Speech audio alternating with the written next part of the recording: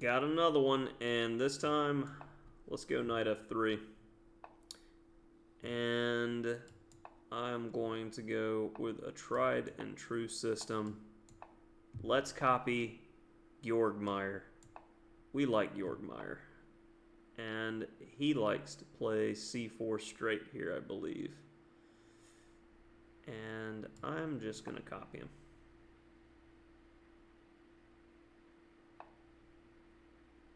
I don't have any recollection of this. And this just seems to make your bishop on c8 really bad. I don't understand. If you're going to play a Slav, play a Slav. If you're going to play a Grunfeld, play a Grunfeld. Don't play a Grunfeld and a Slav. Okay, so if you really want to play e5, you can, but okay, I'm not understanding any part of what this guy wants. So let's now treat it like a Stonewall Dutch.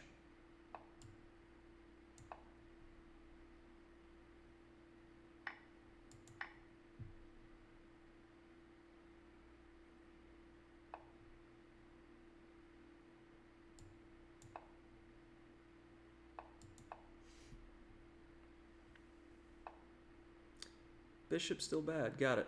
Go away.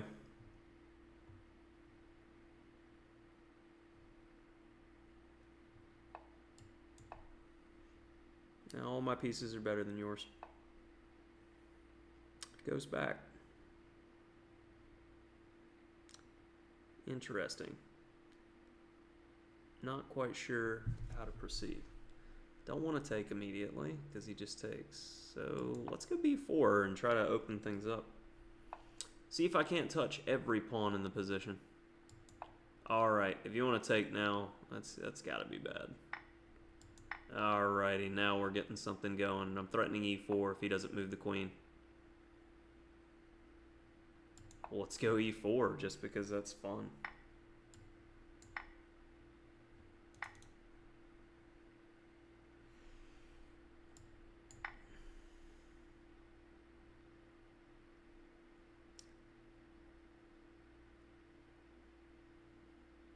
Does not seem good for him. Bishop g6 is going to hit the rook.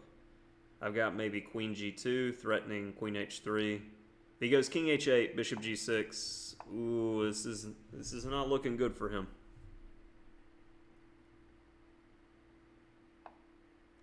Okay, queen g2, queen g5, queen h3, queen h6.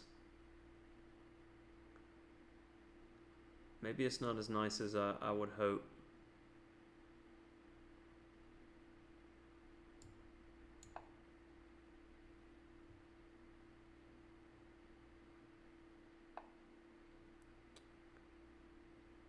Alrighty then.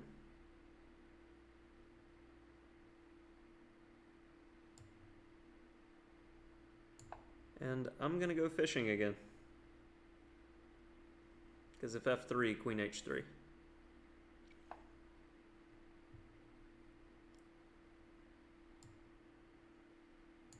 Discoveries.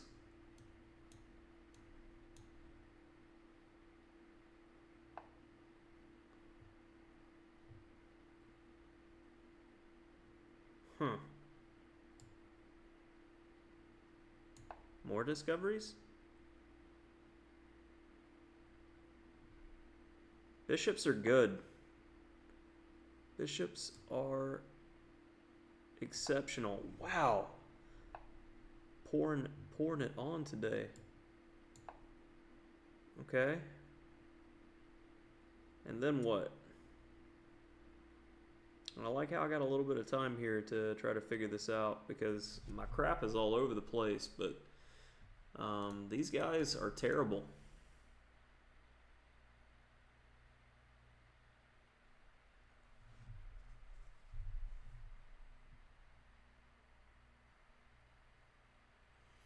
And I really like how many lines my opponent went through transitioning. I'm like, well, I'll just have a structure and I'm going to adapt to these types of weird ideas. So I felt like this is an interesting game.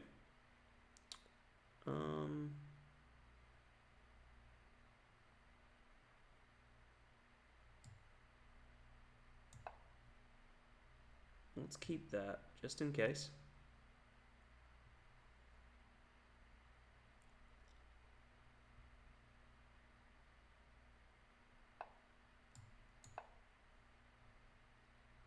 I'm about to hit him with bishop c1, trying to do it sneaky.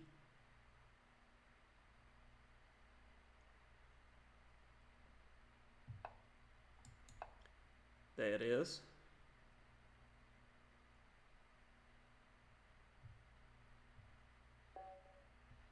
And that'll do. All right. So let's take a look at this very odd thing. Ooh, mate and 6 at the end. That's what we like to see. Okay, knight f3. And my opponent chooses a Grunfeld, and then e6, 1, 2, 3, 4. Fifth choice with only 17 moves, and white wins 47% of the games. So e6 feels all wrong. For the Grunfeld people, you have two choices according to a Brook. You can go solid with c6, but he doesn't like that so much for black, because especially from certain move orders, because white can get like the dream position with knight e5. He likes to recommend like an early knight e4 stuff. And then the other line instead of c6 is d takes c4, which is supposed to be the better move here.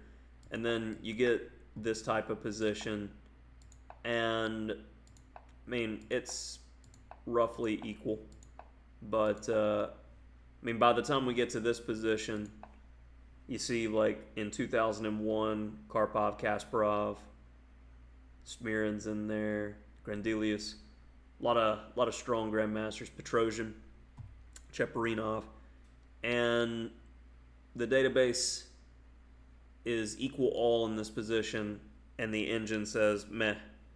So the better prepared player, but I gotta say that I like black's position better from an opening standpoint. So e6, I didn't mind seeing, but then as soon as we got here, I see rook e8, and I'm not convinced, because my structure, I've got e5 on lock. The bishop on b2, pawn on d4, and knight on f3 are all doing this. So then I expected him to slow play like the engine is suggesting, and then finally play c5. But by the time you get there, I've got rooks on c1 and d1. I've either played e3 or e4, and I'm ready to attack you, and you're still in the developmental phase. So I was a bit shocked to see knight h5. And engine suggests e4, but I feel rook ad1 is a good practical move here, because it says if you play e5, which is the natural enough looking move, I mean, stuff is happening with the discovery now, and the engine already is saying +2.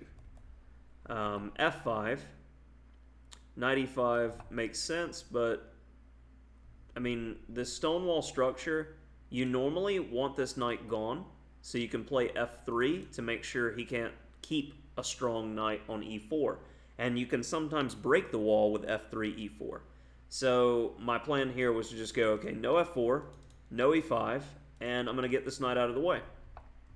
So knight e1, knight d3, and when he takes, I'm like, okay, now this rook lift kind of, I may have wanted this rook on c1 if I'm going to take on d5 at some point. So this kind of helps, because now the other rook can come to the c file, which he helps with. And I'm like, okay, I'll put the rook back, and now you go away. And a4. So I was on the right track. Knight e5 didn't hurt the evaluation. a4 again, it likes. b4, I was going to go a4 and then b5. So I started noticing, especially with this move, bishop c8, I paused here, and if you notice the time difference, I took, a solid 20 seconds here to go, okay, what is my opponent doing, and what should I do in reaction to it? And my opponent, by going bishop d7 and then bishop c8, is telegraphing to me that he just wants to sit and play fast. And when your opponent does that, you try to find an active move in the position or wait faster than them.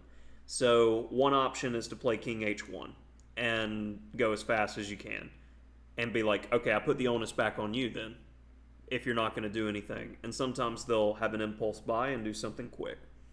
Otherwise, b4, a4, b5 seems like a great way, especially with my heavies in the queenside and center over here, to try to press a bit. So knight d7, and I didn't mind this trade because I felt like black's counterplay would come from e5. So I sink in, and at this point I don't mind if he tries like knight f6 because I'm going to continue with my plan, and if he goes knight e4, I was just going to take and then continue right along, because even if he grabs on e5 at this point, I've got the better of it, and this knight is better than the bishop counterpart. So f4, and then here I started to get ideas to work the pin, and this is where the position really explodes, and I agree with the eval that White's winning pretty heavily. And finally, I didn't miss a tactic. Queen g6 though, and as I say it, of course, such an awkward move, but you see it, and then that prevents queen g5, which queen g2 allows. Rook e7, and apparently you have to play bishop h6, which is a nice technical move. If you take his bishop, he takes ours. Leave the tension in the pin, and we, in the very least, have an exchange. And yeah. Okay, so that is an absolutely computer move, queen g6. So bishop g6 makes a lot of sense. Very human move. I simply move my bishop out of trouble and hit the rook. And then queen g2 gives away all advantage after the move that I thought was best. Queen g5. And then I was planning on bishop b1 to keep the tension and, you know, look for a rook lift a lot like I did in the game. So maintain some edge there. Okay, so I played rook d4, which again, queen g5. G takes f4. Why is this winning? That's why. Again, tactics, and it shows. Like, I have a few of my students watching these, and they're like, well, why are you missing tactics? Well, probably because I haven't studied tactics since before you were born. And that's the reason, honestly. It takes actively studying tactics, and if you're looking for tips on improvement legitimately, if you are struggling with technical things, like you find yourself losing games every time you're in a time scramble, well, how much time are you using in the opening phase of the game and middle game? Because if you're using all of your time in those two phases and getting killed in a time scramble, well, you probably need to learn your openings better and see how they bleed into the middle games. I'm having more trouble in these positions because they're a bit unnatural, and I don't normally play these lines. So I'm going to have a level of play that's lower, and I'm going to have to think more. And I've chosen to do this because, you know, we get more variety and we get more lessons from it. And you get to see, you know, my mistakes and learn from them, because I think it's always good for, you know, stronger players to be like, we all make mistakes. Masters blunder constantly.